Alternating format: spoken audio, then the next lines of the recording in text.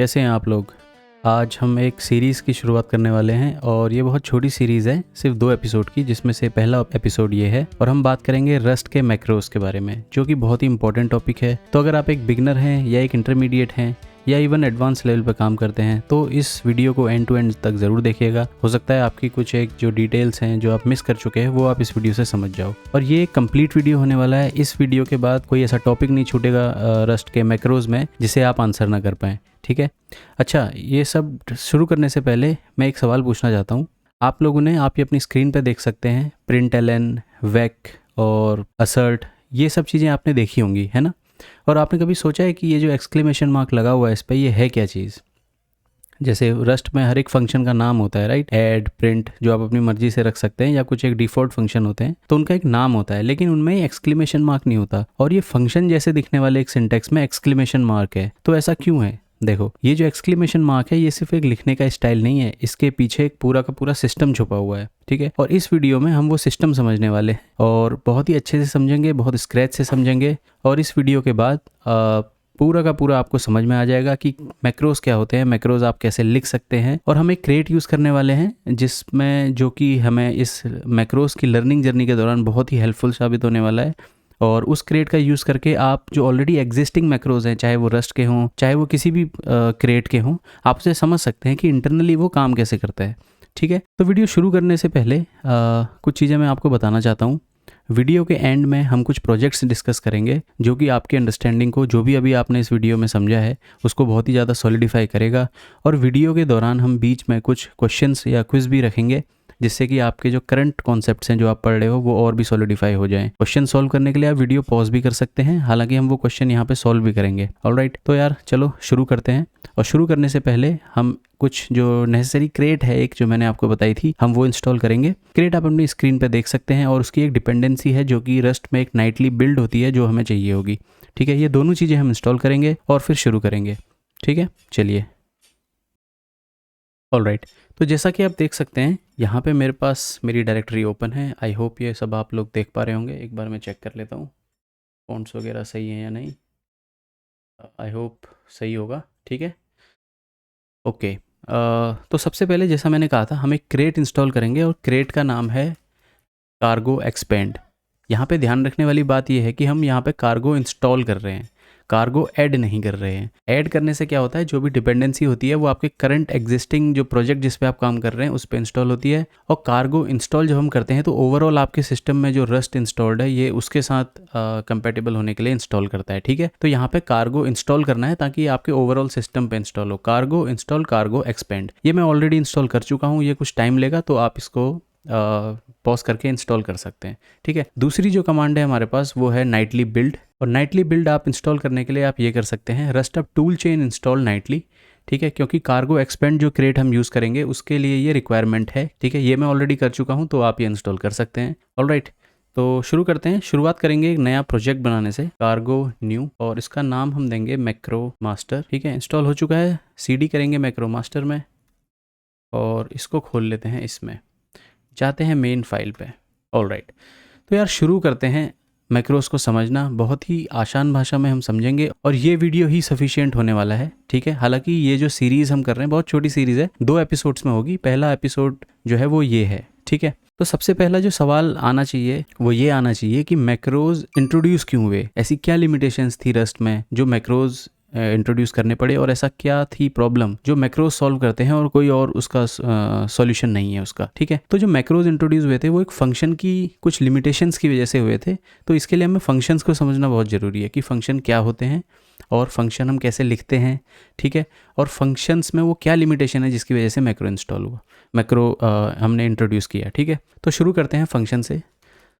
मान लीजिए मैं एक फंक्शन लिखता हूँ, फंक्शन प्रिंट x, ठीक है। ये एक इनपुट लेता है i32 और ये कुछ नहीं करता, ये सिंपली इसको प्रिंट करता है, ठीक है। x इक्वल्स दिस, बहुत ही सिंपल सा फंक्शन है। हमने एक फंक्शन बनाया प्रिंट x जो कि प्रिंट करता है x को। अच्छा, यहाँ पे समझने वाली बात है जो मैं पहले कह चुका हूँ कि आप देख सकते हैं println में यहाँ पे एक एक्सक्लेमेशन मार्क लगा हुआ है। तो हम समझेंगे ये एक्सक्लेमेशन मार्क क्यों है। अगर आप मोटा मोटी यहाँ पे समझें तो जो println है वो एक मैक्रो है, वो एक फंक्शन नहीं है, ठीक है। एक्सक्लेमेशन मार्क वो डिस्टिंक्शन है जिसकी वजह से पता चलता है कि कौन सी चीज़ फंक्शन है और कौन सी चीज़ मैक्रो है, ठीक है। तो इस फंक्शन पे आते हैं। ये फंक्शन जो है x प्रिंट करता है। x एक इनपुट जो पैरामीटर है वो इस फंक्शन पर लैंड करेगा, उसका टाइप है i32 और मुझे ये प्रिंट करना है। ठीक है, सिंपल सी बात है, सिंपल है। ठीक है, अगर आप ये बोलें कि मैं चाहता हूँ कि जो प्रिंट x है वो f64 को भी प्रिंट करे, तो क्या यहाँ पे मैं कर सकता हूँ ऐसा f64 को? फिलहाल मैं इस फंक्शन पे नहीं कर सकता, क्योंकि ये जो फंक्शन है वो सिर्फ i32 लेता है। ठीक है, अगर मुझे प्रिंट x चाहिए या कोई ऐसा फंक्शन चाहिए जो f64 को भी प्रिंट करे, तो मुझे नया लिखना पड़ेगा फंक्शन। ठीक है, हो सकता है मैं इस फंक्शन को f ऐसे डिनोट कर लूँ f64, और जो यहाँ पे जो i है इसको मैं f करता हूँ, और ये फिर f64 को प्रिंट करेगा। ठीक है, समझ में आ गई बात? x i32 को प्रिंट कर रहा है और x और ये जो प्रिंट फंक्शन है वो f64 को प्रिंट कर रहा है। ठीक है, नॉर्मल है, कोई दिक्कत नहीं है।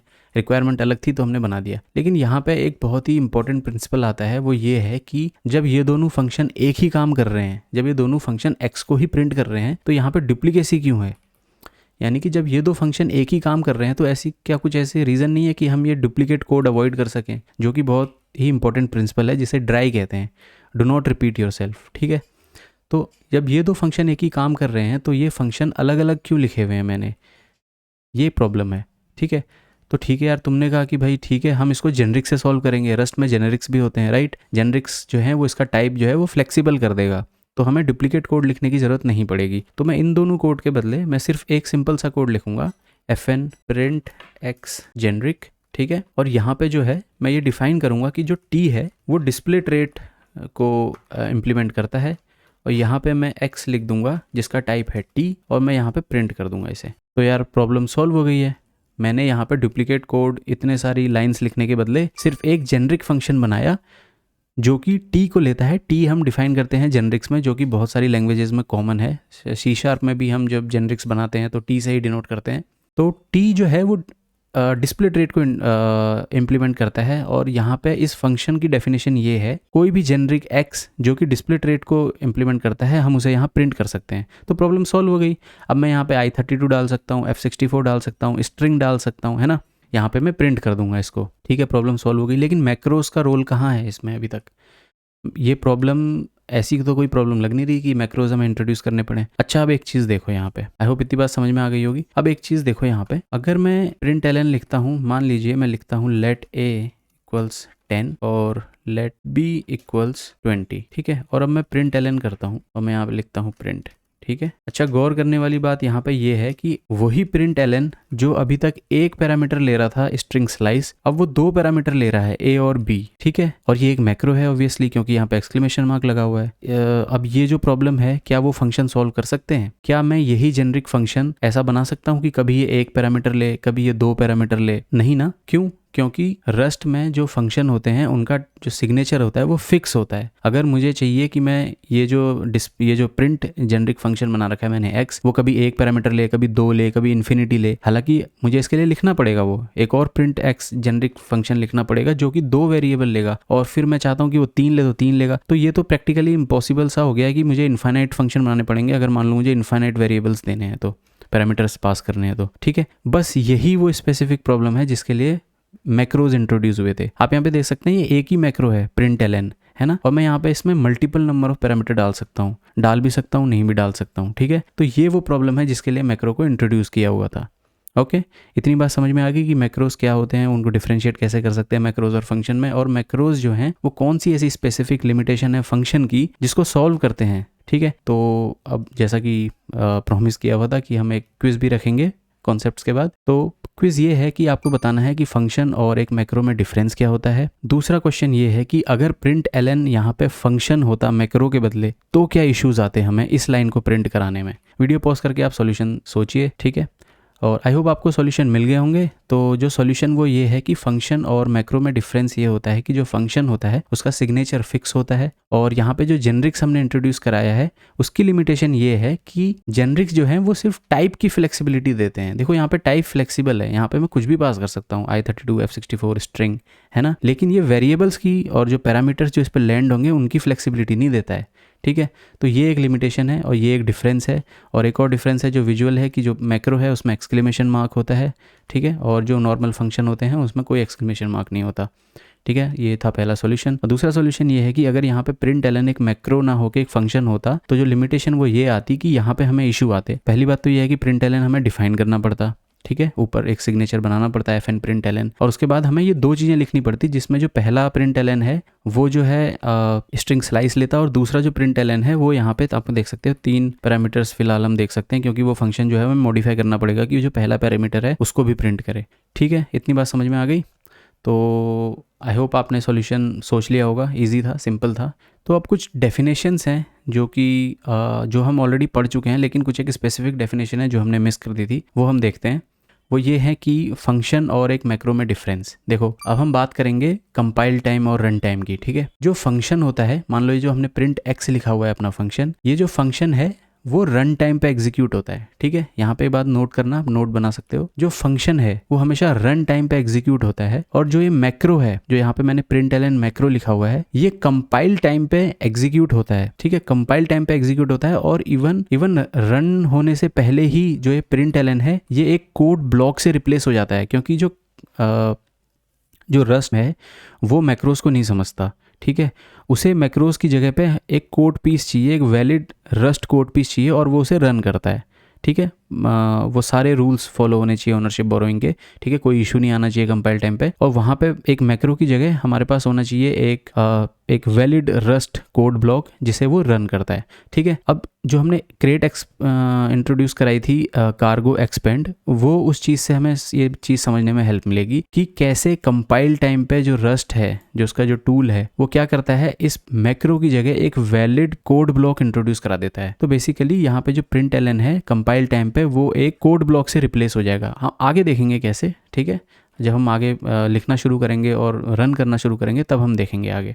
ठीक है, तो ये डिफरेंस समझ में आ गया। फंक्शन जो है वो रन टाइम पे एग्जीक्यूट होता है, और जो मैक्रो है वो कंपाइल टाइम पे एक वैलिड रस्ट कोड ब्लॉक से रिप्लेस हो जाता है। ठीक है, तो इतनी बात समझ में आ गई होगी। और अब चलते हैं आगे मैक्रोस के टाइप पे। ये जो आप अपनी स्क्रीन पे देख पा रहे हैं ये मैक्रोस के टाइप हैं। प्राइमरली रस्ट में मैक्रोस दो टाइप्स पे डिवाइड होते हैं, जिन्हें कहते हैं प्रोसीजरल मैक्रोस और डिक्लेरेटिव मैक्रोस। और जो आज का वीडियो होने वाला है वो स्पेसिफिकली डिक्लेरेटिव मैक्रोस के बारे में होने वाला है, जो कि बहुत बेसिक है और जो बिल्डिंग ब्लॉक है। बिना इसके आपको जो प्रोसीजरल मैक्रोस हैं, थोड़े कॉम्प्लिकेटेड हैं, वो समझ नहीं आएंगे। और इस वीडियो में हम बात करेंगे डिक्लेरेटिव मैक्रोस के बारे में। डिक्लेरेटिव मैक्रोस कैसे लिखते हैं, वो क्या होते हैं, ठीक है, उनको कैसे लिखते हैं, और कैसे आप अपना खुद का एक डिक्लेरेटिव मैक्रो इस वीडियो के दौरान आप लिखते जाएंगे और क्वेश्चन सॉल्व करते जाएंगे। ठीक है, तो डिक्लेरेटिव मैक्रोस पे आते हैं। डिक्लेरेटिव मैक्रोस क्या होते हैं, जैसे प्रिंट एलन हो गया और वेक हो गया, आप लोगों ने देखा होगा, असल्ट हो गया, जब हम टेस्टिंग में यूज़ करते हैं असल्ट और असल्ट EQ। तो ये डिक्लेरेटिव मैक्रोस हैं। पहले बात करते हैं प्रोसीजरल मैक्रोस के बारे में। प्रोसीजरल मैक्रोस थोड़े से कॉम्प्लिकेटेड होते हैं, आपने देखे होंगे। जैसे हम लिखते हैं हैश डिराइव क्लोन या हैश डिराइव डीबग, या सर्ट जो हमें ऑफर करता है hash derive serialised D serialised. तो ये जो होते हैं ये प्रोसीजरल मैक्रोज होते हैं। ठीक है, इनके बारे में बात करेंगे अगली वीडियोस में, अभी इसमें लोड लेने की जरूरत नहीं है। आज हम बात करने वाले हैं डिक्लेरेटिव मैक्रोज के बारे में। तो चलिए आइए डिक्लेरेटिव मैक्रोज के बारे में। तो ये सब मैं हटा देता हूँ और डिक्लेरेटिव मैक्रोज के बारे में समझते हैं। तो अभी तक हमने देखा प्रिंट एलन, राइट। अब हम एक कॉमन सा देखते हैं जो आप लोगों ने यूज़ किया होगा शायद डेटा स्ट्रक्चर्स वगैरह, क्वेश्चंस वगैरह लगाने में या वेक्टर वगैरह डिक्लेयर करने में, और वो चीज़ है ये लेट v इक्वल टू। आप लोगों ने ये चीज़ देखी होगी, बहुत गौर करके देखी होगी। अब ये जो वेक है इसके पास देखो आप एक्सक्लेमेशन मार्क है। तो मैंने जैसे पहले बताया था, जहां भी आप ये एक्सक्लेमेशन मार्क देखते हो तो वो एक मैक्रो है। ठीक है, अब ये जो मैक्रो है ये कर रहा क्या रहा है इसके अंदर। ठीक है, तो ये जो वेक्टर मैक्रो है ये डिक्लेरेटिव मैक्रो के अंडर आता है। ठीक है, तो डिक्लेरेटिव मैक्रोज आप, अच्छा अब अगर मैं आपको बताऊं कि ये वेक्टर अंदर से कुछ ऐसा दिखता होगा, लेट v इक्वल्स कुछ ऐसा होगा ये। ठीक है, और यहाँ पे हमारे पास होगा, मान लो let temp mutable temp equals, और हम यहाँ पे कर सकते हैं temp dot push 1, temp dot push 2, temp dot push 3। ठीक है, और यहाँ से हम रिटर्न कर देते हैं टेम्प। अभी इसमें आप एरर्स पे मत जाइए, ऑब्वियसली इसमें एरर आएगी क्योंकि ये बिल्कुल ही वैलिड नहीं है। ये मैं बस बता रहा हूँ कि जो वेक्टर है वो अंदर से कुछ ऐसा दिखता है। देखो आपने लिखा वेक मैक्रो 1 2 3 और रस्ट ने ये सारा काम किया। ठीक है, उसे कैसे पता चला ये सब कैसे करना है, क्योंकि ये ऑलरेडी अंदर लिखा होता है। तो जो डिक्लेरेटिव मैक्रोज होते हैं वो आप एक जगह पे डिफाइन करते हो, उनको डिक्लेयर करते हो, और वो उसके अंदर आप इस तरह का कोड लिखते हो और जो रस्ट है वो कंपाइल टाइम पे इस वेक्टर की जगह पे इससे रिप्लेस हो जाता है, ठीक है, क्योंकि रन टाइम पे जो है रस्ट समझ नहीं पाता कि मैक्रो क्या है, उसे नहीं पता मैक्रो क्या है, उसको एक वैलिड कोड ब्लॉक चाहिए रन करने के लिए। तो रस्ट जो है वो आपका एक तरीके से काम आसान करता है कि आपने इतनी सारी लाइन लिखने की बजाय एक वेक्टर मैक्रो बनाया, वेक एक्सक्लेमेशन मार्क, और रन टाइम पे वो इससे रिप्लेस हो, कंपाइल टाइम पे वो जो वेक्टर जो आपने मैक्रो बना रखा है वो इस कोड ब्लॉक से रिप्लेस हो गया, ठीक है। हाँ, तो वेक्टर कुछ इस तरीके से दिखेगा। और अब बात कर लेते हैं कि डिक्लेरेटिव मैक्रोज लिखते कैसे हैं। देखो, इसका एक फिक्स सिंटैक्स है, ठीक है। मान लो मैं कोई फंक्शन बनाता हूँ तो फंक्शन का एक सिग्नेचर होता है, राइट, कि मुझे अगर फंक्शन बनाना है तो मुझे ऐसे लिखना पड़ेगा, फंक्शन टेस्ट ये, और ये इसकी बॉडी, राइट, ये चीज़ होती है। यहाँ पे जो इसके जो ये पैरेंथेसिस है, यहाँ पे हम पैरामीटर्स को लैंड करवाते हैं, ठीक है, और यहाँ पे बॉडी होती है जहाँ पे हम अपना कोड लिखते हैं, ठीक है। वो कोड रन होता है, वो कोड फंक्शंस आपस में बात भी कर सकते हैं, कुछ रिटर्न भी कर सकते हैं, एक स्पेशल सेट ऑफ क्वेरीज को एग्जीक्यूट कर सकते हैं, ठीक है। तो ये एक फंक्शन का सिग्नेचर है।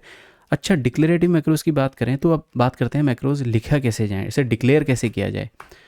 तो ध्यान रखना, डिक्लेरेटिव मैक्रोज लिखने के लिए एक स्पेशल सिंटैक्स होता है जिसे कहते हैं मैक्रो रूल्स, और यहाँ पे एक एक्सक्लेमेशन मार्क लगता है। इसे इमेजिन करो आप fn की जगह, जैसे हम fn लिखते हैं फंक्शन का नाम लिखते हैं, और वैसे ही हम अगर मैक्रो लिखें तो हम मैक्रो रूल्स यूज़ करते हैं, ठीक है। मैक्रो रूल्स एक्सक्लेमेशन मार्क, यहाँ पे हम अपना वेक्टर का नाम लिखेंगे, यहाँ पे अब अपना मैक्रो का नाम लिखेंगे। मान लो आपने बनाया माई वेक, ठीक है, और ये इसकी बॉडी है, ये इसकी बॉडी है। अच्छा, बहुत ही इंपॉर्टेंट चीज़ मैं आपको बताने वाला हूँ, ध्यान से सुनना इस चीज़ को। मैक्रो जो होते हैं डिक्लेरेटिव मैक्रोज, वो एक फैंसी फाइंड एंड रिप्लेस और पैटर्न मैचिंग टूल टाइप का होता है, ठीक है। एग्जैक्टली वैसे ही बिहेव करता है जैसे मैच स्टेटमेंट्स बिहेव करते हैं, वो हम आगे समझेंगे कैसे क्वेश्चंस के जरिए, ठीक है। एग्जैक्टली वैसे ही बिहेव करता है और एग्जैक्टली एक फाइंड एंड रिप्लेस की तरह बिहेव करता है। कंपाइल टाइम पे जो रस्ट होती है वो इस माई वेक को फाइंड करेगी, इस माई वेक के बदले यहाँ पे इस बॉडी के अंदर जो भी पैटर्न मैच होगा उसको मैच करेगा, उसको उठा के यहाँ पे आके रिप्लेस कर देगा,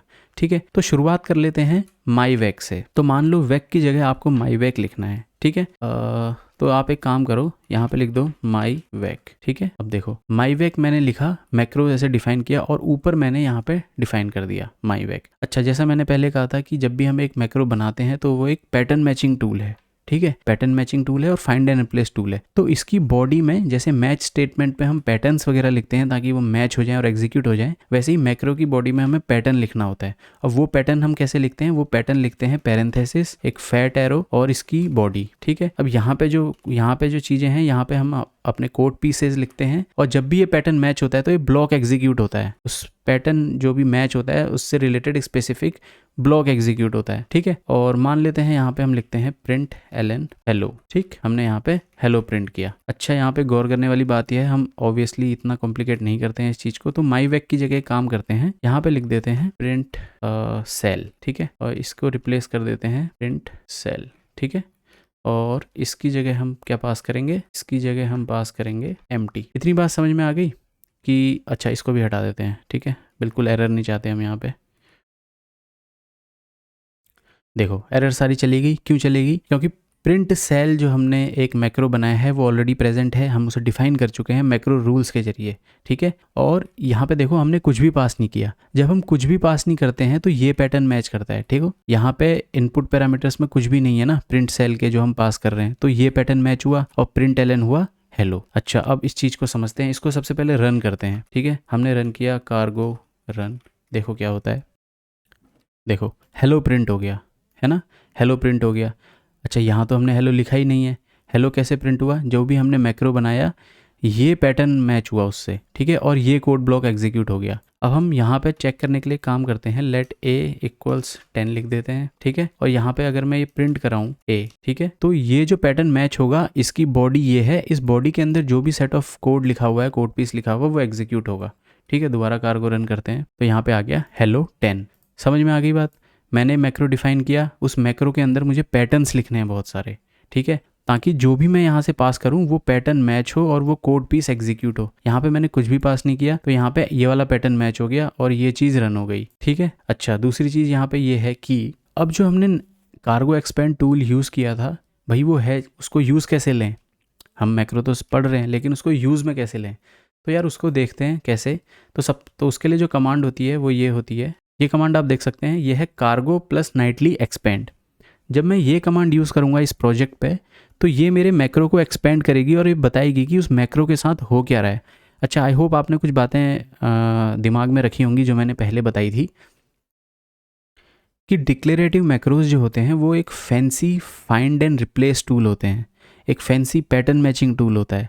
ठीक है, डिक्लेरेटिव मैक्रोज सिंपल होते हैं, एक हमें पैटर्न्स लिखने होते हैं डिक्लेरेटिव मैक्रोज के अंदर, और वो पैटर्न जो मैच होते हैं तो वो कोड पीस एग्जीक्यूट होता है उसके अकॉर्डिंग। ठीक है, तो आई होप ये बातें आपको समझ में आई होंगी। और अब देखते हैं इस टूल्स के हेल्प से कार्गो नाइटली एक्सपेंड जब मैं हिट करता हूँ तो आप देख सकते हो बहुत ही इंटरेस्टिंग सी चीज़ हो रही है यहाँ पे। ये FN मेन के अंदर देखो ये कोड आ गया लिखा हुआ, लेट a इक्वल टू 10 और ये प्रिंट ln। भैया ये कैसे हो गया, इजंट इट कूल। मैंने इस मेन के अंदर तो लिखा था ये चीज़ मैक्रो, लेकिन इस मैक्रो की जगह ये चीज़ आ गई लिखी हुई। तो इसीलिए मैंने कहा था कि जो मैक्रो होता है, डिक्लेरेटिव मैक्रो जो होता है, वो एक बहुत ही फैंसी फाइंड एंड रिप्लेस और पैटर्न मैचिंग टूल होता है। समझ में आई बात? देखो मैंने प्रिंट ln लिखा और ये चीज़ अभी रन भी नहीं हुई है। गौर करने की बात यह है कि ये सब कंपाइल टाइम पे हो रहा है, कंपाइल टाइम पे हो रहा है ये सब। क्योंकि जब मैं रन करता हूँ, जब मैं लिखता हूँ कार्गो रन, तो ये बेसिकली क्या करता है, पहले बिल्ड करता है फिर रन करता है ना। हमें दो कमांड से बचाता है, एक तो हम या तो हम इनडायरेक्टली लिख सकते हैं पहले कार्गो बिल्ड, है ना। तो कार्गो रन जो होता है ये दोनों काम एक साथ करता है, वो बिल्ड भी साथ साथ करता है और उसके बाद रन करता है। ठीक है, तो जब ये बिल्ड करता है ना तब ये दिखाता है कि ये ढूंढता है उस मैक्रो को। ठीक है, मान लो बिल्ड हो रहा है, कंपाइल हो रहा है और यहाँ पे ये आया, इस लाइन पे आया, प्रिंट सेल पे आया, तो इसने फटाफट चेक किया कि प्रिंट सेल मैक्रो जो है वो डिफाइन कहाँ पे है। वो तुरंत इस पे गया, लाइन नंबर 1 पे गया भाग के, प्रिंट SL। फिर उसने देखा कि पैटर्न कौन सा मैच हो रहा है। हो सकता है यहाँ पे और दूसरे मल्टीपल पैटर्न्स लिखे हों, है ना, दूसरे मल्टीपल पैटर्न्स लिखे होंगे यहाँ पे, है ना, क्योंकि डिक्लेरेटिव मैक्रोज जो होते हैं वो सारा पैटर्न का खेल है, जो हम आगे समझेंगे, लिखेंगे पैटर्न बहुत सारे। तो हो सकता है अगली लाइन पे बहुत सारे मल्टीपल पैटर्न्स लिखे हों, यहाँ पे यहाँ पे यहाँ पे मल्टीपल पैटर्न्स लिखे होंगे। तो जो कंपाइलर है उसने देखा कि भैया प्रिंट SL यहाँ पे, तुरंत यहाँ भाग के गया और तुरंत देखा कि इसने कि पैटर्न कौन सा मैच हो रहा है। उसने देखा ये चीज़ मैच हो रही है तो तुरंत उसने इसकी जगह इससे रिप्लेस कर दिया इसको, इस प्रिंट सेल की जगह उसने तुरंत इसको लिख दिया। देखो यहाँ पे वही काम हुआ है, let a equal to 10, let a equal to 10। और फिर ये जो प्रिंट ln है, अच्छा गौर करने वाली बात है कि भाई प्रिंट ln तो यहाँ पे ये क्या लिखा हुआ है, वो इसलिए लिखा हुआ है क्योंकि प्रिंट ln खुद एक मैक्रो है। तो यहाँ पे जो कंपाइलर है वो फिर से इसके अंदर गया होगा और ढूंढा होगा कि इसके अंदर क्या लिखा हुआ है, तो एक्चुअली में प्रिंट ln के अंदर ये लिखा हुआ है। समझ में आ गई बात कि ये टूल कितना हेल्पफुल है हमारे लिए, ये देखने के लिए, मैक्रो समझने के लिए, है ना। तो ये बात समझ में आ गई कि जो हमने यूज़ किया था। अच्छा, एक क्विज़ है और ये क्विज़ आपको समझना है। ठीक है, पॉज कर लेना, सॉल्यूशन देख लेना। सबसे पहले ये है क्विज़ की मैक्रोज हम डिफ़ाइन कैसे करते हैं, लिखते कैसे हैं, और मैक्रोज होते क्या हैं बेसिकली।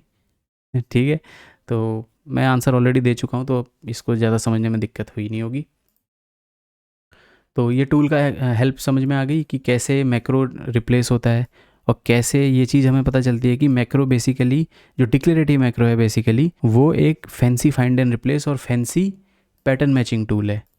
ये समझ में आ गया दोस्तों, इतना प्रिंट सेल और ये पैटर्न मैच हो गया। ठीक है, अब बढ़ते हैं अगले उस पर कि भाई देखो प्रिंट सेल जो हमने लिखा, यू नो व्हाट, इसको हम चेंज कर लेते हैं, प्रिंट सेल को लिखते हैं प्रिंट समथिंग, है ना। मैं एक्चुअली सैल्यूटेशन लिख रहा था लेकिन यहीं पे हम सारा सब कुछ काम कर देंगे, प्रिंट समथिंग। ठीक है, समथिंग, ओ प्रिंट समथिंग। ठीक है, अच्छा अब अगला सवाल तुम्हारे दिमाग में आ रहा होगा आई होप कि यार ठीक है, एम्प्टी पैरामीटर्स के साथ तो ओके, समझ में आ गया, एम्प्टी पैरामीटर के साथ ये पैटर्न मैच हो गया, ऑलराइट। अगर मैं चाहता हूँ कि यहाँ पे जो है वो ये चीज़ प्रिंट हो, अगर मैं चाहता हूँ कि मैं यहाँ पे ये पास करना चाहता हूँ, ठीक है, और ये भी पास करना चाहता हूँ 42, अब क्या करेंगे।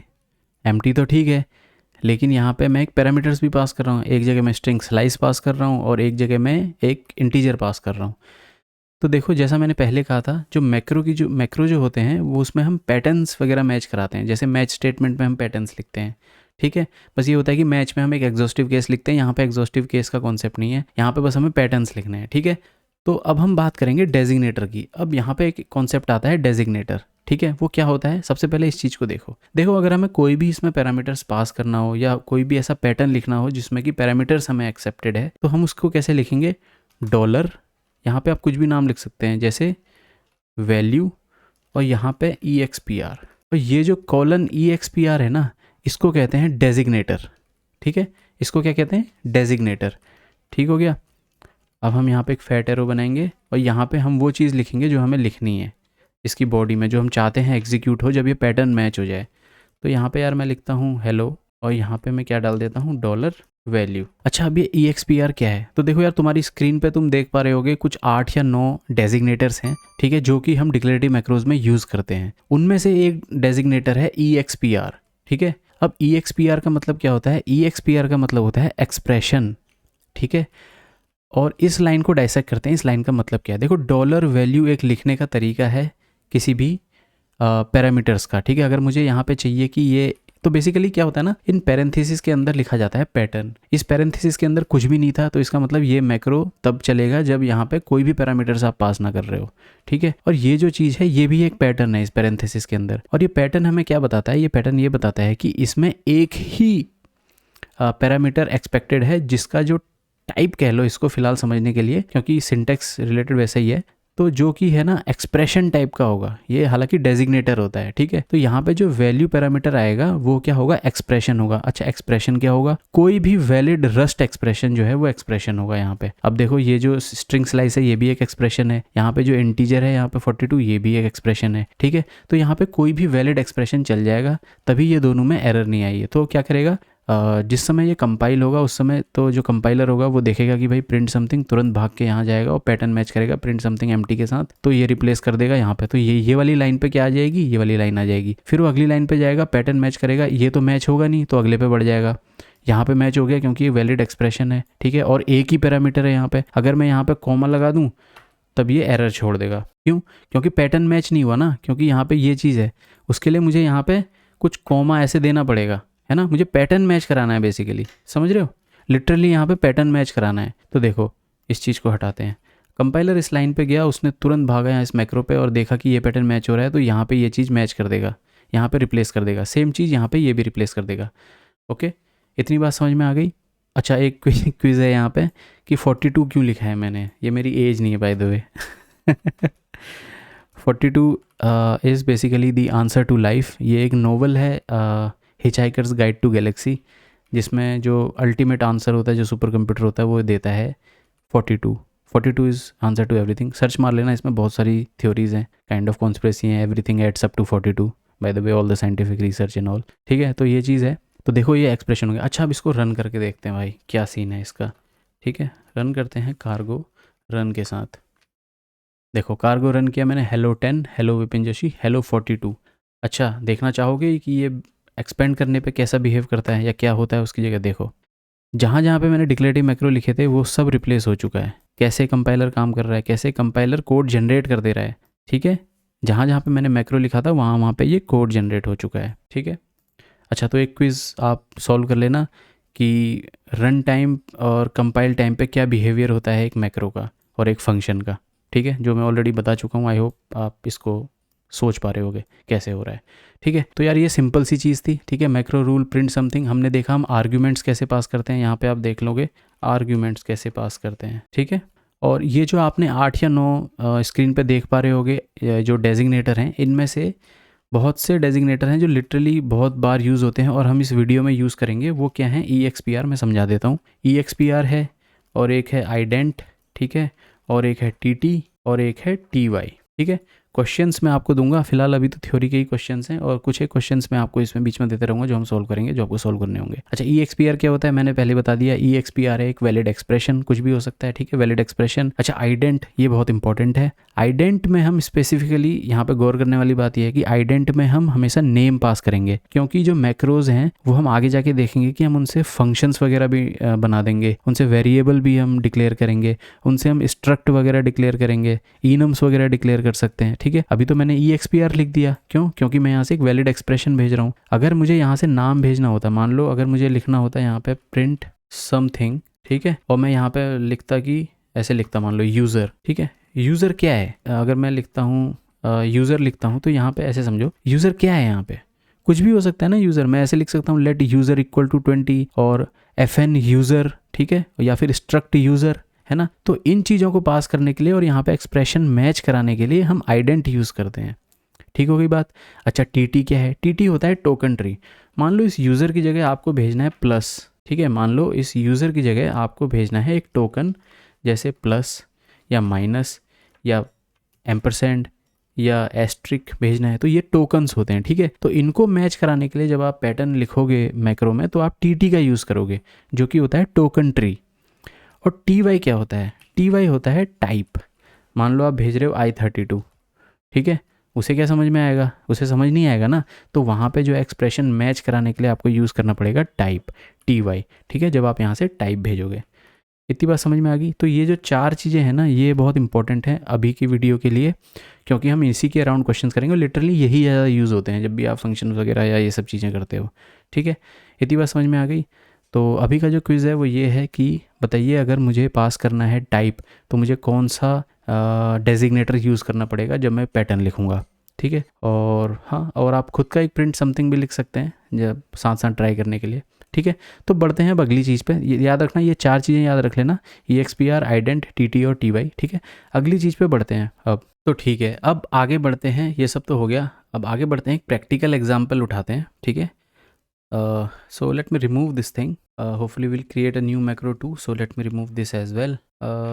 Okay, so the problem statement that we have is कि मुझे बनाना है एक macro calculate. All right, so this is what I have to make. I have to make a calculate macro, and the requirement for this is when I pass, let's say like this, जब मैं पास करूँगा calculate 10 plus 5, then I should get 15, and when I pass the opposite of this that is subtraction, I should get 5. ठीक है, मुझे 5 मिलना चाहिए. So let's make this thing. We have the problem statement on the top. Calculate 10 plus 5 15, 10 minus 5 5. इसको ना solve करने की multiple ways हैं, डिपेंड करता है आप कैमरे के उस तरफ से सोच कैसे रहे हैं. ठीक है, if you think, I mean, let's see, pause this thing and try to do it yourself. और ट्राई करो कि जो मैंने कॉन्सेप्ट बताए पैटर्न मैचिंग, उस पर ध्यान दो. ठीक है, पैटर्न्स वगैरह पे ध्यान दो. और जैसा मैंने एक बताया था कि मुझे कॉमा लगाना पड़ेगा, तो एग्जैक्टली मुझे ये पैटर्न मैच कराना है. तभी मैं बोल रहा हूँ, लिटरली जो डिक्लेरेटिव मैक्रोज होते हैं, these are the best pattern, not best, these are the fancy pattern matching and find and replace tool. ठीक है, तो make sure you put pressure on that area what I said. और ठीक है, video pause करके try करो इसको लिखने की. थोड़ा जोर डालो दिमाग पे, थोड़ा सर दर्द होगा. ठीक है, तो तभी मतलब हिसाब किताब बनेगा. ऑलराइट, तो आई होप आपने सॉल्व कर लिया होगा. और let's see, let's try to solve this thing. Okay, let's try to create a macro, and how do we do that? हम करते हैं इसको macro rules से. ठीक है, macro rules. अब यहाँ पे मैं लिखूँगा calculate.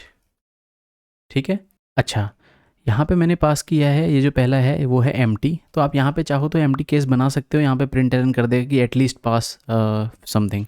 तो we can do this, we can say at least pass something. ठीक है, अच्छा, अब अगला पैटर्न बनाते हैं जो कि इंपॉर्टेंट पैटर्न है. अच्छा, पैटर्न पर ध्यान देने से पहले you have to think what we have to pass. So the pattern should look like this, 10 plus 5. ठीक है, ऐसा दिखना चाहिए पैटर्न. तो लेट्स डू दिस थिंग. अच्छा, तरीके बहुत हैं इसको करने के. तरीके बहुत नहीं है, बेसिकली 2 तरीके हैं इसको करने के. ठीक है, and will do both of these things. हम दोनों तरीके वो करेंगे, उससे हमें बहुत सारे कॉन्सेप्ट्स यहाँ पे समझ में आ जाएंगे. तो जैसा मैंने आपको बताया था, जैसे मुझे अगर प्लस पास करना हो तो वो बेसिकली वो किसका उसका जो डेजिग्नेटर होता है वो हम क्या लिखते हैं? वो लिखते हैं TT, token tree, because it's a token. Right, so let's do this thing. Pattern आप ध्यान में रखो, 10 5 प्लस. ठीक है, ये जो पैटर्न है आओ लिखते हैं इसको. तो we can call it A. Okay, we are denoting 10 by A, and this is an expression. Right, the designator is expression, because यहाँ पे कुछ भी आ सकता है, स्ट्रिंग, इंटीजर, जैसा हमने लास्ट में देखा था. ओके, कॉमा लगा दिया हमने यहाँ पे, कुछ इस तरह का आएगा ना कॉमा. अब यहाँ पे जो चीज़ है ना वो B, वो हम आप ऐसे लिख सकते हो $टोकन.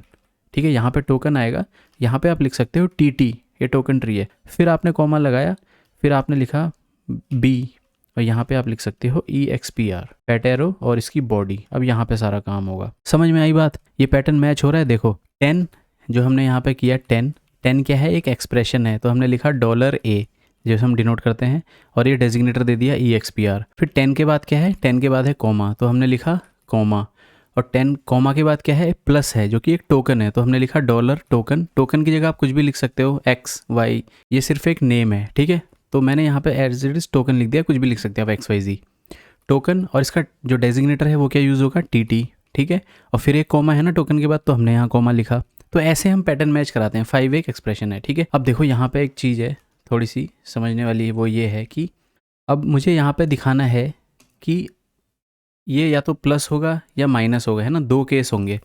तो जब भी हम मैच कराते हैं तो हम क्या लिखते हैं, मैच लिखते हैं, ठीक है, मैच। और यहाँ पे जो प्लस है, अब हम उसे स्ट्रिंगिफाई करना है, तो उसके लिए एक मैक्रो यूज़ होता है, वो होता है स्ट्रिंगिफाई, ठीक है, स्ट्रिंगिफाई। और यहाँ पे हम लोग क्या डाल देंगे, टोकन डाल देंगे, ठीक है। और यहाँ पे हम क्या लिख सकते हैं, फिर 2 केस बनाएंगे, या तो ये प्लस होगा, ठीक है, या तो ये माइनस होगा। माइनस के केस में हम माइनस कर देंगे। और जैसा मैंने पहले बताया था, मैच में हमेशा एक एग्जॉस्टिव केस देते हैं, ठीक है। और वो एग्जॉस्टिव केस में हम कुछ भी नहीं करेंगे, ठीक है। यहाँ पे हम केस बना सकते हैं multiple, plus minus into divide, ठीक है। अब देखो यहाँ प्लस के केस में हमें क्या करना है, प्लस के केस में हम लिख सकते हैं println सम इज़, ठीक है। तो यहाँ पे हम लिख सकते हैं $A प्लस $B। और यहाँ पे क्या लिख सकते हैं, हम लिख सकते हैं println subtraction is $A minus $B, ठीक है। और इस चीज़ को हम हटा देते हैं, ये हमने सिंपली वैसे लिया हुआ था। आई होप आप लोगों ने ऐसे किया होगा इसको।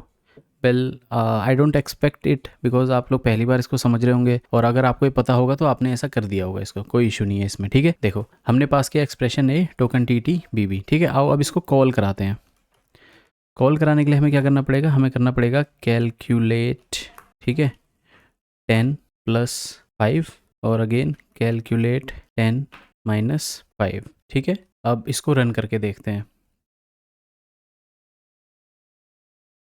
कार्गो रन आ गया। सम is 15 subtraction is 5, right, some is 15 subtraction is 5।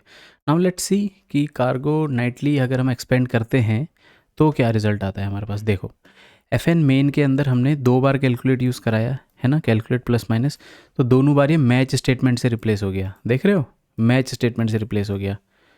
तो इसी वजह से मैक्रो को, डिक्लेरेटिव मैक्रोस को कहते हैं फाइंड एंड रिप्लेस और फैंसी पैटर्न मैचिंग टूल। समझ में आ रही है बात। कंपाइल टाइम पे इसने कोड ब्लॉक से रिप्लेस कर दिया है, तो ये कुछ ऐसा दिखेगा कंपाइल टाइम पे जिस समय ये रन होने वाला होगा। तो इवन रन होने से पहले ही ये सब चीज़ें हो जा रही हैं, देख रो मैक्रो क्या कर रहा है हमारे लिए, ठीक है। समझ में आ गई बात। अच्छा अब एक क्विज़ है, वो क्विज़ आप ट्राई कर सकते हो कि इसको आप दूसरे केसेस भी इस पे लगा लो, मल्टीप्लाई और डिवाइड वगैरह, परसेंटाइल वगैरह, ठीक है, कैलकुलेट बेसिकली। अच्छा अब ये तो हो गया एक तरीका। अब दूसरा तरीका क्या है इसको करने का। दूसरा तरीका ये है कि ये थोड़ा सा लंबा है, लंबा इन द सेंस इसमें थोड़ी सी डुप्लीकेसी है। वो क्या है, देखो पैटर्न क्या था, पैटर्न था 10 प्लस 5, और पैटर्न क्या था 10 माइनस 5, ठीक है। तो देखो तो यहाँ पे ना, अगर आप ऐसे, या तो आप इसको टोकन ट्री में ले लो, तो टोकन ट्री के बाद आपको मैच करने में आसानी हो जाएगी, ठीक है। अगर आप टोकन ट्री यूज़ नहीं कर रहे हो और सिंपल एक डायरेक्टली एकदम लिटरली पैटर्न से पैटर्न मैच करा रहे हो, तो उस केस में क्या होगा, आप ऐसे कर सकते हो।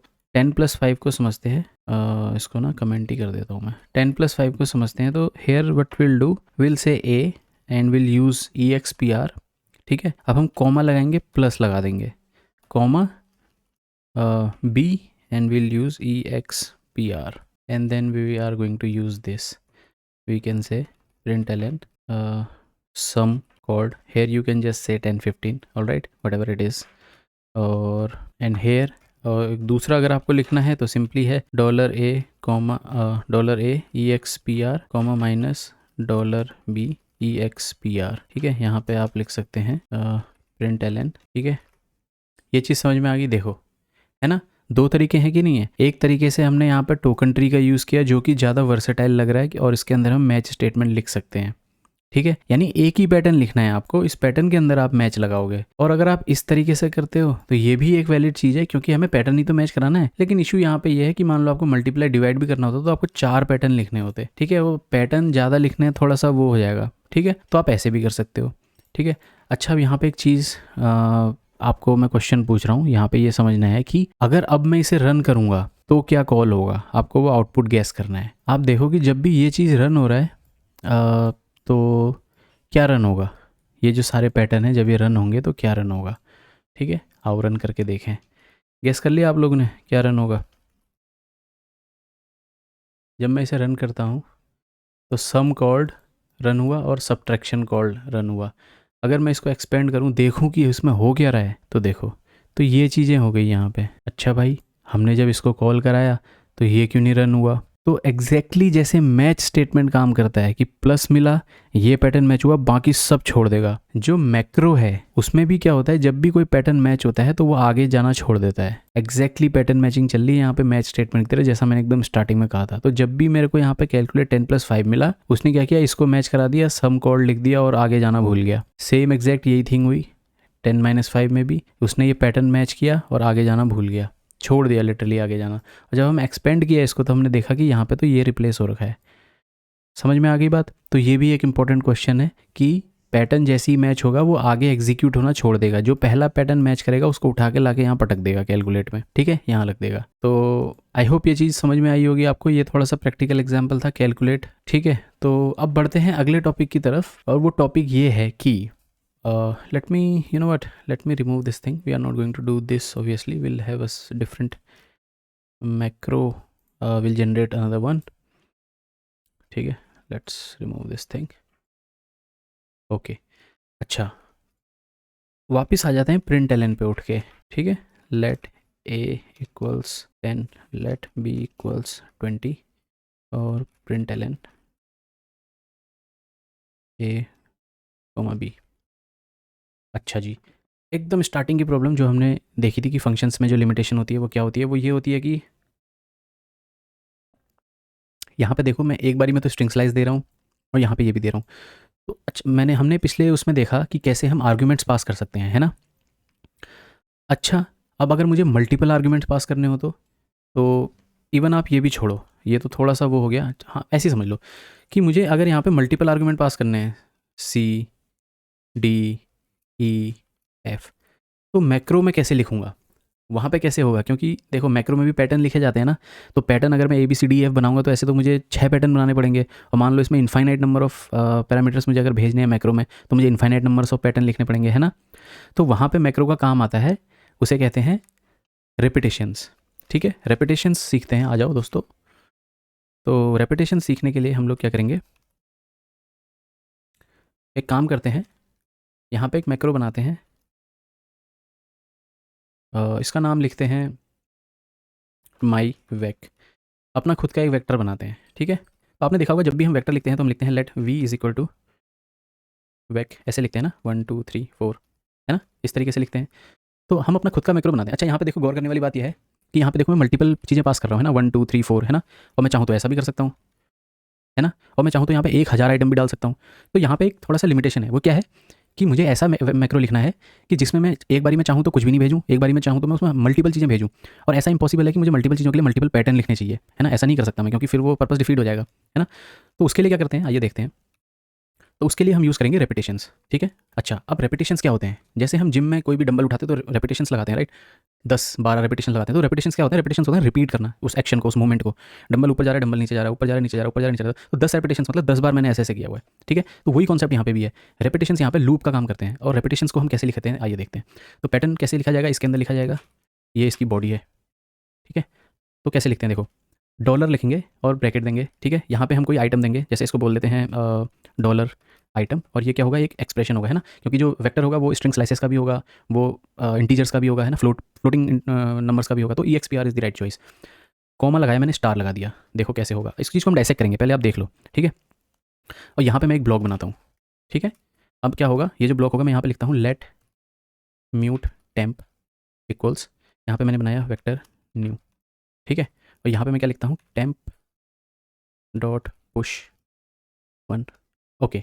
Now here is the thing, बहुत ही क्रेजी चीज़ है यहाँ पे, ये चीज़ देखो आप, इस चीज़ को मैं बाहर लिखता हूँ, ठीक है।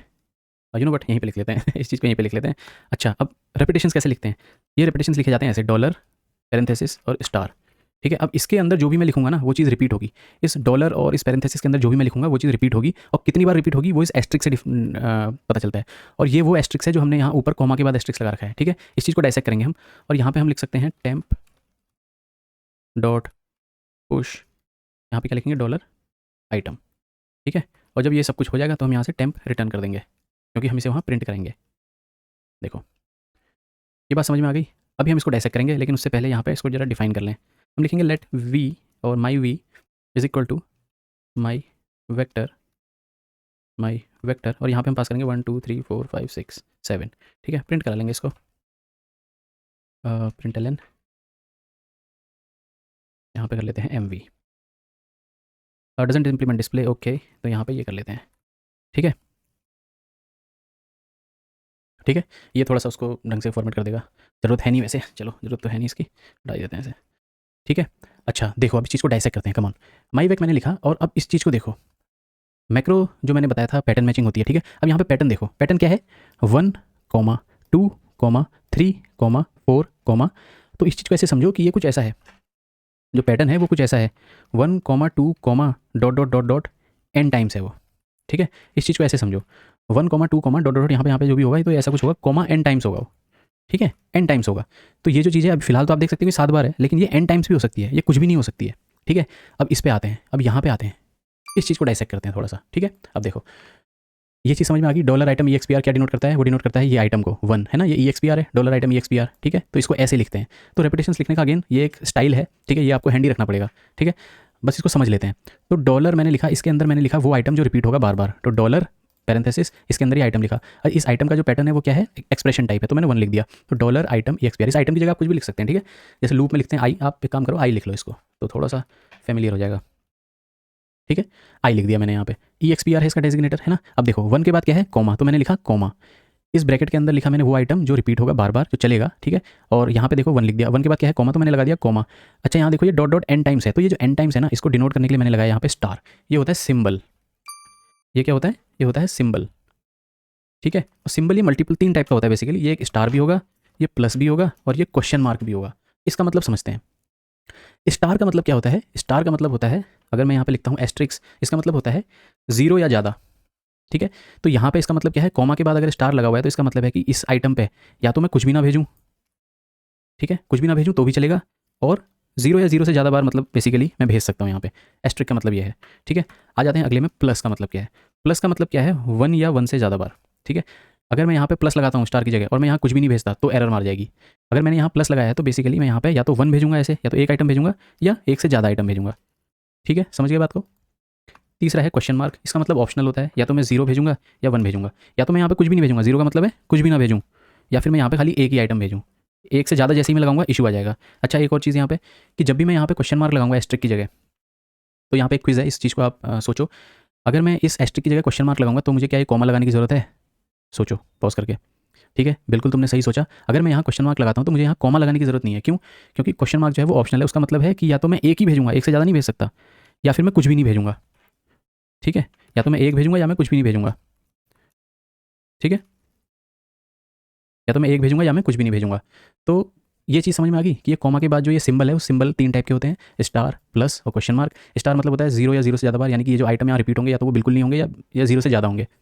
प्लस अगर मैं यहाँ पे लगाता हूँ तो इसका मतलब कि ये जो आइटम है जो रिपीट होने वाले हैं वो एक होगा या एक से ज़्यादा होगा, एम्प्टी नहीं होगा बिल्कुल भी। क्वेश्चन मार्क का मतलब है वो हो भी सकता है या फिर एक ही होगा।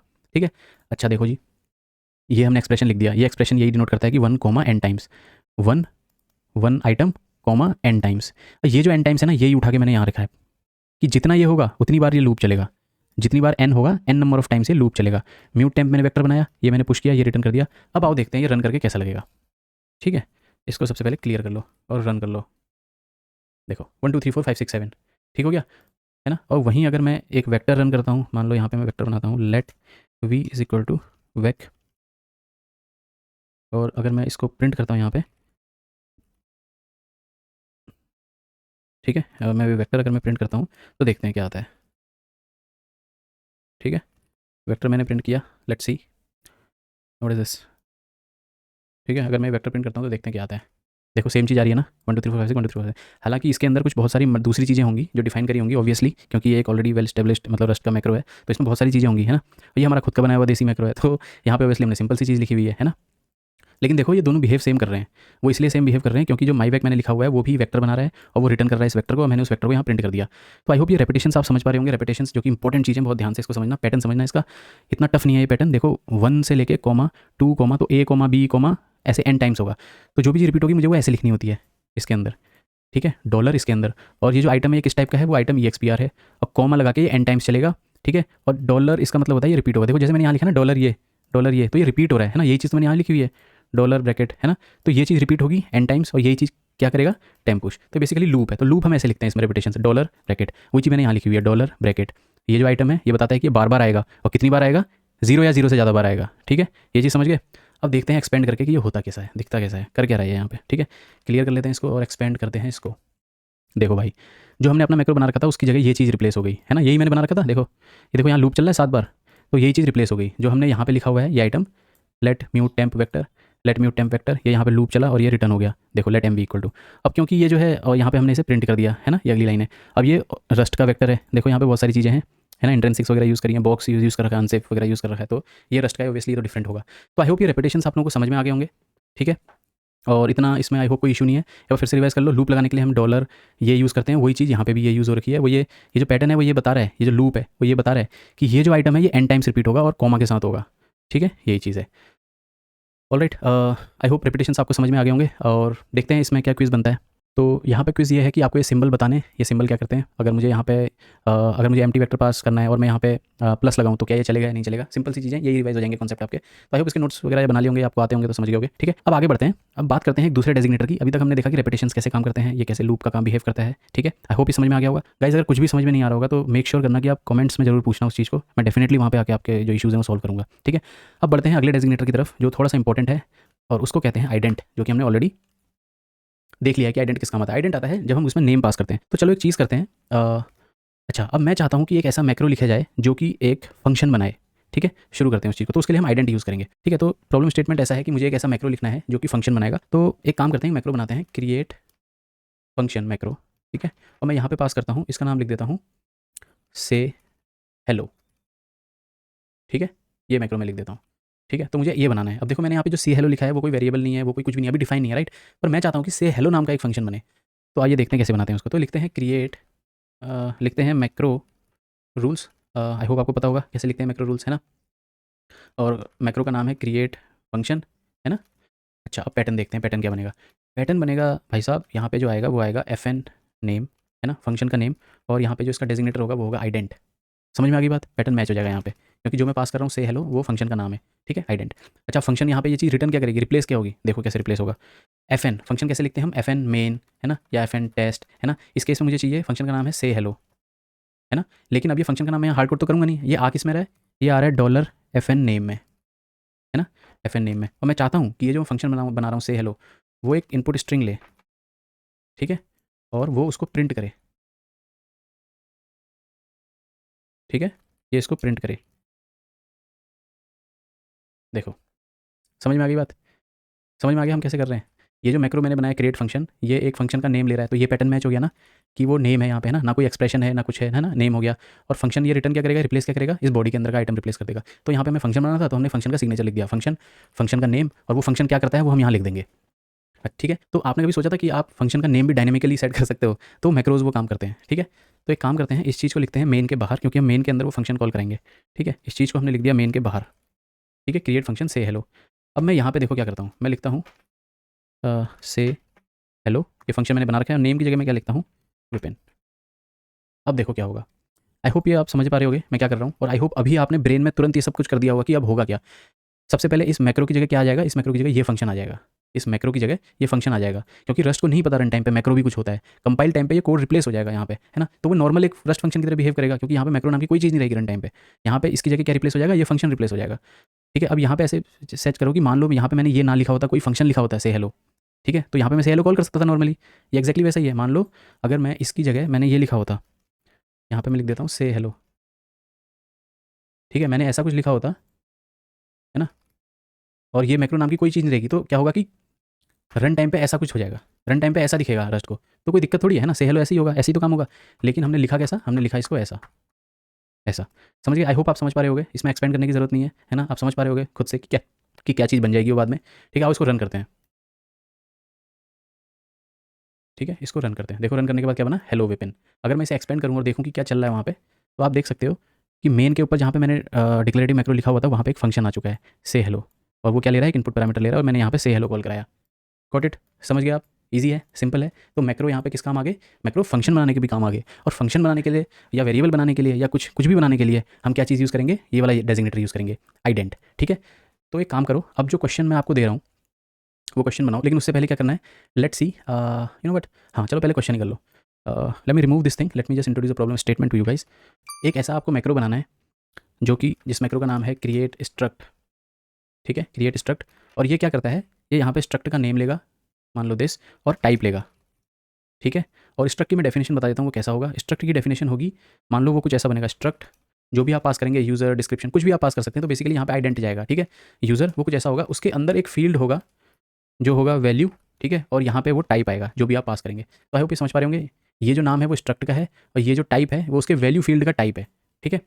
तो अब जब मैं इसे कॉल करूँगा तो मैं यहाँ ये भी लिख सकता हूँ, क्रिएट स्ट्रक्ट, ठीक है, और मैं यहाँ पे लिख सकता हूँ डिस्क्रिप्शन स्ट्रिंग, या फिर मैं लिख सकता हूँ क्रिएट स्ट्रक्ट, है ना, मैं कुछ ऐसा भी कर सकता हूँ, एज और i32, ठीक है, मैं कुछ भी पास कर सकता हूँ। तो बेसिकली वो क्या करेगा, वो इस नाम का एक स्ट्रक्ट बनाएगा और उसकी जो वैल्यू फील्ड होगी उसका टाइप जो है वो कॉमा के बाद दे देगा, ठीक है। तो वीडियो पॉज करो और देखो क्या इसको आप कर पा रहे हो। आई होप आप लोगों ने ये सॉल्व कर दिया होगा, तो चलिए सॉल्व करते हैं इसको और आप लोग आंसर वगैरह मैच कर लेना, ठीक है। तो मैक्रो रूल्स हम यूज़ करेंगे क्योंकि हमें मैक्रो बनाना है और मैक्रो का नाम है क्रिएट स्ट्रक्ट, ठीक है। अच्छा, अब यहाँ पे पैटर्न की बात आई तो पैटर्न कैसा बनेगा, एक स्ट्रक्ट का नेम आ रहा है, जो कि नेम है तो हम आइडेंटिटी यूज़ करेंगे, है ना।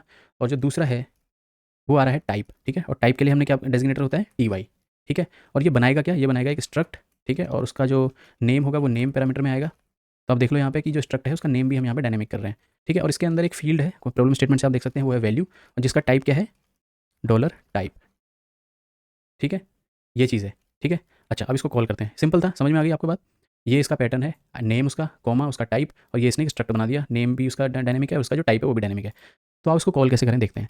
तो मैंने बनाया क्रिएट स्ट्रक्ट, सबसे पहले एक बना दिया यूज़र और यहाँ पे टाइप लिख दिया स्ट्रिंग, तो एक स्ट्रक्ट बन गया होगा।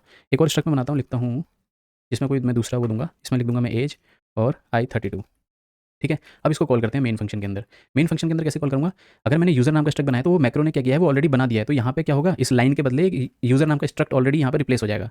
तो मैं इसको डायरेक्ट ऐसे कर सकता हूँ, let user equal to user, और यहाँ पे देखो, ये देखो उठाने लग रहा है ना, वैल्यू।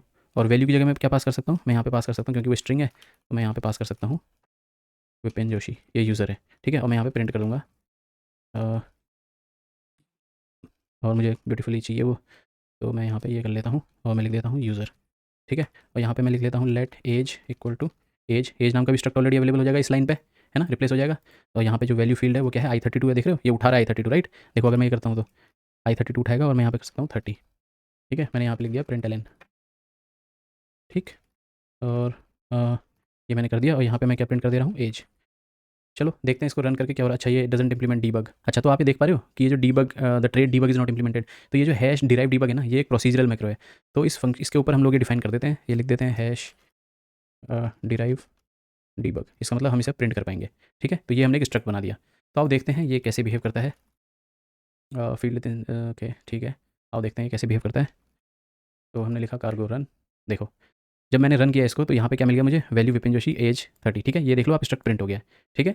ये समझ पा रहे हो आप कैसे हुआ। और अगर मैं इसे नाइटली एक्सपेंड करूँ, अगर मैं इसे एक्सपेंड करता हूँ तो देखो, जब मैंने लिखा यहाँ पे मेन फंक्शन लिखा तो यहाँ पे देखो ये स्ट्रिप बन गया, और इसके ऊपर क्या है, ये चीज़ है, इस मेन के ऊपर मैंने ये स्ट्रक्ट एज कॉल किया, इसके ऊपर मैंने ये कॉल किया, तो ये जो ऑलरेडी रिप्लेस हो चुका है ना, ये क्या चीज़ है, ये चीज़ है वो मैक्रो जो मैंने लिखा हुआ है।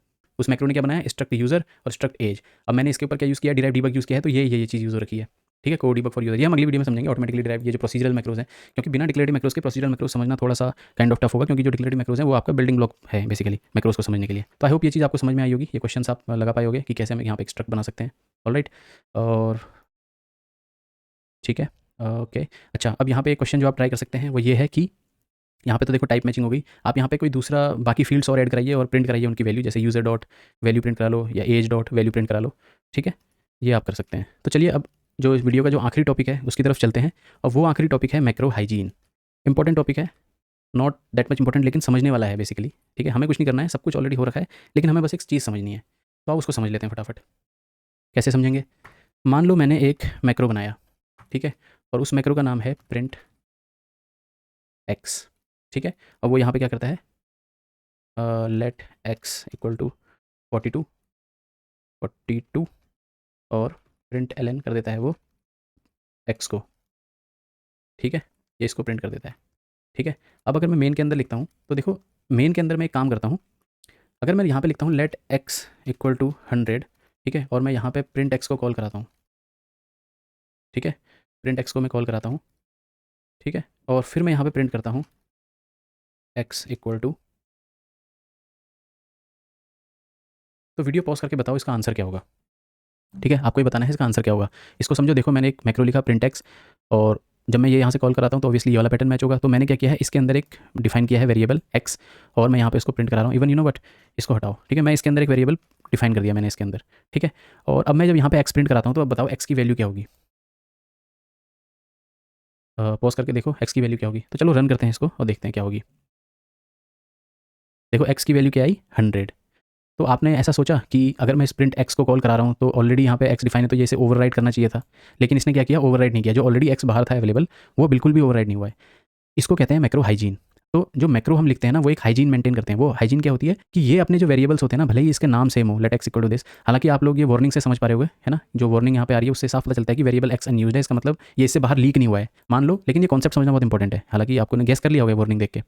अच्छा, अब यहाँ पे दिक्कत नहीं, मतलब जो एक फ़ायदा है मैक्रो का, वो क्या है कि मैक्रो हाइजीन, जो मैक्रो हमने बनाया इसने अपनी हाइजीन मेंटेन करी। उसने अपना वेरिएबल एक्स बाहर लीक नहीं किया और ना बाहर के वेरिएबल को अपडेट किया। भले ही इनके वेरिएबल जो नाम है वो सेम है, लेकिन ये जो एक्स है वो इससे बाहर लीक नहीं होगा, ठीक है, तो वो बाहर के वेरिएबल्स को अपडेट नहीं करेगा। तो ये होती है मैक्रो हाइजीन, जिससे ये काइंड ऑफ सेफ बन जाता है, और क्योंकि बाहर का कोई भी वेरिएबल अपडेट नहीं हुआ है, भले ही नाम सेम है, ठीक है। तो I hope this make sense. ये वीडियो में कुछ आपको पता चला होगा। और डिक्लेरेटिव मैक्रोज में जितना हमने पढ़ा, इसके बाहर कुछ भी नहीं है। This is the only video that is enough for you guys to tackle any question related to macros, alright. और हाँ, और जैसा कि प्रॉमिस किया था, वीडियो के लास्ट में हम डिफाइन करेंगे कुछ प्रोजेक्ट्स, और ताकि जिससे जो आपकी अंडरस्टैंडिंग है वो और सॉलिडिफाई हो जाए। वीडियो के बाद आप उसको घर में ट्राई कर सकते हैं, ठीक है। तो आइए देखते हैं वो कौन से प्रोजेक्ट्स हैं। तो प्रोजेक्ट्स को मैंने 3 कैटेगरी में डिफाइन किया है, बिगनर, इंटरमीडिएट और एडवांस डेवलपर्स के लिए। तो अगर आप बिगनर हैं और रस्ट में जस्ट स्टार्ट आउट कर रहे हैं तो आप इनमें से अपनी अपनी कैटेगरी देख सकते हैं। इंटरमीडिएट हैं तो मैं चाहता हूँ कि आप बिगनर और इंटरमीडिएट दोनों सॉल्व करें। बिगनर हैं तो ट्राई करें बिगनर के स्टफ सॉल्व करके इंटरमीडिएट और एडवांस के जाएंगे। बेसिकली आपको तीनों चीज़ें सॉल्व करनी है, लेकिन फिर भी मैं कैटेगरी दिखा देता हूँ, आप अपनी स्क्रीन पर देख सकते हैं। यहाँ पे अगर आप एक बिगनर हैं तो आप माई वेक का क्लोन लिख सकते हैं, जैसा हमने लिखा है, और ट्राई कीजिए कि जो वेक्टर के जो क्लोन है जो रस्ट ने प्रोवाइड किए हैं, आप उसे कार्गो एक्सपेंड से देख सकते हैं। और तो उसमें जो फंक्शनलिटीज़ हैं वो ट्राई करो अपने उसमें लिखने की। और एज अ बिगनर आप ये ट्राई कर सकते हैं, जैसे हम किसी भी सर्वर में होते हैं तो हमारे पास एक लॉग वहाँ पे होता है, ठीक है। तो मैं ये चाहता हूँ कि आप एक ऐसा मैक्रो बनाएं लॉग, जहाँ पे आप इन्फो, वार्निंग, डीबग या इन सब चीज़ों को ट्रैक कर सकें, और उसको जब कॉल कराएंगे तो एरर्स वगैरह भी आप उसमें भेजें ताकि वो लॉग हो जाएं, ठीक है। और उस लॉग मैक्रो के अंदर आप क्या कर सकते हैं, फाइल वगैरह इंपोर्ट करा के उनको फाइल्स में भी सेव करा सकते हैं। That's pretty cool stuff if you want to try out, ठीक है। एज अ बिगनर और as an intermediate it's quite good, ठीक है। और दूसरा ये होगा कि अगर आप टेस्टिंग के लिए आप क्या कर सकते हैं, असल्ट और असल्ट EQ को ट्राई आउट कीजिए, वो कैसा होता है। It's pretty simple for a beginner. अगर आप असल्ट को देखें तो वो क्या करता है, 2 चीज़ें मैच कराता है। तो आप ऐसा मैक्रो लिखें जो 2 चीज़ों को इवेल्युएट करे, whether A is equal to B और not. If it's valid, if it's matched, then you can just simply say okay testing passed, otherwise you can say failed, they are not matching kind of thing, right. So you can do that part as a beginner. तो let's move on to the intermediate stuff now. जो intermediate stuff है वो थोड़ा सा challenging है। जैसे आप अपना क्रिएट स्ट्रक्ट मैक्रो दोबारा बना सकते हैं, उसमें बहुत सारी चीज़ें आप इंट्रोड्यूस कर सकते हैं, जस्ट बी क्रिएटिव, ऑलराइट। और इंटरमीडिएट के लिए मैं ऑलरेडी एक चीज़ बता सका हूँ कि बिगनर्स तो लॉग को वगैरह डायरेक्टली प्रिंट करा सकते हैं टर्मिनल पे, लेकिन इंटरमीडिएट जो यूजर्स हैं वो क्या कर सकते हैं, इसमें आप फाइल सिस्टम्स वगैरह इंट्रोड्यूस कराओ, फाइल सिस्टम को सेव कराओ, चैनल्स का यूज़ करो, जिससे कि जो फाइल सिस्टम और जो फ्लशिंग है फाइल की वो एफिशिएंटली और एसिंक्रोनस हो सके। जब आप इन दोनों में दोनों चीज़ें आप कर लोगे, थोड़ा सा आपको कॉन्फिडेंस आ जाएगा, तो आप जो एडवांस चीज़ है वो ये कर सकते हो कि आप खुद का एक टेस्टिंग फ्रेमवर्क बना सकते हो, जहाँ पे अपने मल्टीपल आप मैक्रो लिख सकते हो और उसको यूज़ कर सकते हो, और ट्राई आउट करो कि उसको आप एक एग्जिस्टिंग प्रोजेक्ट में या जो भी आप प्रोजेक्ट ट्राई आउट कर रहे हो उसके साथ यूज़ करो, ठीक है। तो बेसिकली एक खुद का testing framework would be a very challenging stuff to do as an advance rust developer. Alright भाई लोगों, अगर ये वीडियो आपको इन्फॉर्मेटिव लगी, if this video make sense to you guys, make sure to leave a like. आप like करना, comment में अपने जो एक्सपीरियंस है वीडियो में, जो भी आपको इश्यूज़ आ रहे हैं, जो भी आपको प्रॉब्लम फेस हो रही है क्वेश्चन करने में या कोई कॉन्सेप्ट समझ नहीं आया, वो जरूर बताइएगा। मैं उसको डेफिनेटली रिजॉल्व करूँगा। और हो सकता है अगर बहुत ही ज़्यादा खतरनाक सा कुछ इशू आ रहा है समझने में, तो मैं अगली वीडियो में स्टार्टिंग में वो चीज़ काइंड ऑफ रिजॉल्व करूँगा, ठीक है। तो दैट्स इट यार। वीडियो को लाइक करना, कमेंट करना, share with your friends who are interested in और just starting out in Rust. Yeah that's it. I will see you in the next one. Bye bye.